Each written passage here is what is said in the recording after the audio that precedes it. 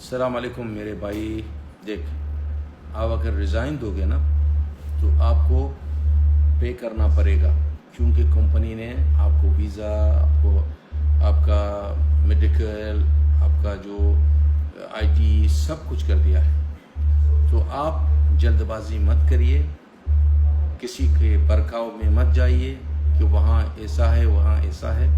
बहुत लोगों ने अपनी कंपनी छोड़कर दूसरा जगह की कोशिश की, लेकिन हमेशा वो लोग कामयाब नहीं रहे और वो लोग का वीज़ा भी वहाँ नहीं लग गया।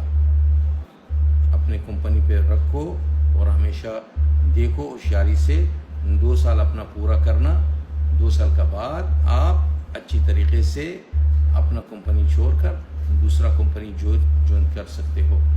लेकिन जल्दबाजी करोगे मेरे ख्याल से ठीक नहीं है, क्योंकि मैंने बहुत देखा है ये मसला।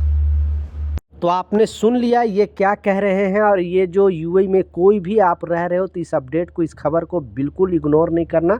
लेकिन दूसरा जो तरीका वो भी मैं आपको बताने वाला हूँ, क्योंकि इन्होंने जो वहाँ पे कठिनाई आता है जॉब चेंज करने के लिए वो तो बता दिया, लेकिन इसका सलूशन मैं बता रहा हूँ। इस न्यूज़ को, इस खबर को ध्यान से सुनना। आप भी अगर दुबई में कंपनी बदलना चाहते हो, कंपनी आपको बदलने के लिए इंटरेस्ट है, तो कैसे बदल सकते हो और आपको ईजी तरीका क्या है। पहले तो ये जो परेशानी बताए हैं ये भी सच बात है, क्योंकि यहाँ पे कोई भी कंपनी नहीं चाहती है कि आप उसका लिए, क्योंकि एक वीज़ा, वर्क वीज़ा निकालने के लिए 6 से 7 हज़ार दिरहम लगभग लग जाता है।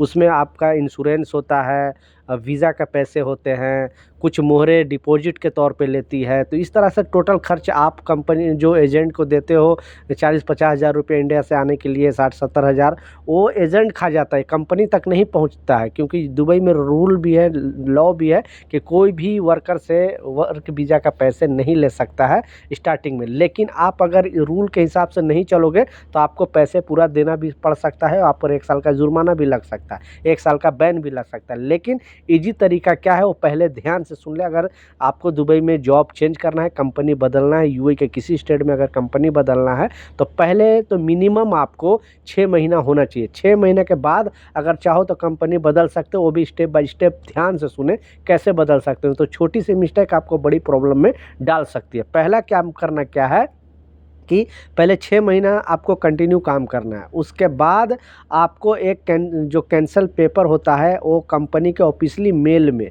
यानी आप अपने एचआर के पास या कहीं पर भी आप टाइपिंग सेंटर में जाओ, या फिर आप अपने मोबाइल से भी मेल से आप कैंसिलेशन पेपर डाल दो और उसी दिन से बोल दो कि आज से मेरा 1 महीने का नोटिस पीरियड स्टार्ट होता है। यानी उसके बाद जिस दिन से कैंसल पेपर डालोगे आपके पास प्रूफ भी रहेगा, वो पेपर अपने पास रखना है और जो मेल करोगे, और उसके बाद उस दिन से डेट भी उस पर लिख देना कि आज से मेरा नोटिस पीरियड चालू हो जाएगा। और आपके कॉन्ट्रैक्ट पेपर में लिखा होता है कि 1 महीने आप नोटिस पीरियड देना पड़ेगा। तो 1 महीने का नोटिस पीरियड देकर फिर आप कंपनी में, अगर जब आपका वीज़ा कैंसिल नहीं करता है तो फिर कंपनी से आप बात करो कि आपको मैं 1 महीने का नोटिस पीरियड दिया, हमारा वीज़ा कैंसिल क्यों नहीं हुआ। अगर कंपनी रिस्पॉन्स नहीं कर रहा है, जवाब नहीं दे रहा है, तो फिर जो मैं नंबर बताते रहता हूँ बार बार, आपको इस नंबर पे कॉल करना है और अपना प्रॉब्लम बताना है 80084 पे। ये चीज़ बता सकते हो कि हमने 1 महीना नोटिस भी पीरियड भी दिया हम कंपनी को, हमारा वीज़ा कैंसिल नहीं कर रहा।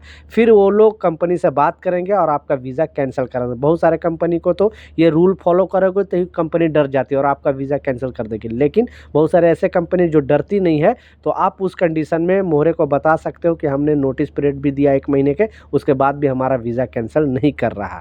अगर कैंसिल कर दिया तब तो ईजी तरीके से आप दूसरी कंपनी में आप उसका ऑफर लेटर पहले पकड़ लेना। ये बात ध्यान से रुकना, क्योंकि इस कॉन्टेंट्स में ये जो शेख साहब ने बताया, क्योंकि बहुत सारे लोग ना घर के रहते हैं ना घाट के रहते हैं, वो करते क्या है कि जिस कंपनी में जाना होता है वहाँ का ऑफर लेटर लेते नहीं हैं और फिर इस कंपनी में रिजाइन मार देते हैं। फिर इनका वीज़ा कैंसिल होता है, पता चलता है वो भी कंपनी आपको रखने के लिए एग्री नहीं, क्योंकि उसी टाइम आपको ज़रूरत होती है। यानी कंपनी को इमीडिएटली आदमी चाहिए, बाद में फिर आप बोल जाते हो, फिर वो कंपनी बोलते कि नहीं हमारे पास अब ज़रूरत नहीं है, तो फिर आपको वापस घर जाना पड़ सकता है। इसलिए इस चीज़ का लाजिम ख्याल रखना। लेकिन अगर आप नोटिस पीरियड नहीं दोगे तो लाजिम आपको पैसे देना पड़ेगा, और कंपनी अगर पैसे लेने के लिए एग्री नहीं है तो फिर आपको 1 साल का बैन भी लगा सकता है। तो जो मैं तरीका बताया, और आपको कुछ भी जानकारी नहीं है और आपको कंपनी चेंज करना है, तो तरीका भी आप जैसे उस नंबर पर एडवाइस भी पूछ सकते हो। 8084 पे कॉल करके आप पूछ सकते हो उससे कि मुझे कंपनी में आकर इतना दिन हुआ और मुझे कंपनी कैसे बदलना है, मुझे तरीका बताओ। तो गवर्नमेंट के लोग वहाँ पे बैठे हुए आपको गाइड करने के लिए, गवर्नमेंट बैठाई है सिर्फ वर्करों को हेल्प करने के लिए। आपको नियम तरीका वो लोग ईजिली से बता देंगे कि क्या क्या आपको रूल फॉलो करना है, क्या क्या सिस्टम फॉलो करना है, और उन लोग के हिसाब से अगर आप चेंज करोगे तो कोई आपको परेशानी नहीं होगी और कंपनी भी आपको दबाएगी नहीं। इसलिए इस चीज़ का लाजिम ख्याल रखें। 80084 पे कॉल करके अपना शिकायत दर्ज करा सकते हो, पूछ सकते हो सारे कानून के बारे में। तो ये कुछ अपडेट था, कुछ जानकारी था, मैं सोचा आप लोग के साथ शेयर करूँ। कुछ सवाल है, कुछ कन्फ्यूजन है, नीचे कमेंट सेक्शन में ज़रूर लिखें, मैं ज़रूर आपको रिप्लाई करूँगा। मिलता हूँ नए अपडेट के साथ, नई जानकारी के साथ। जब तक जय हिंद।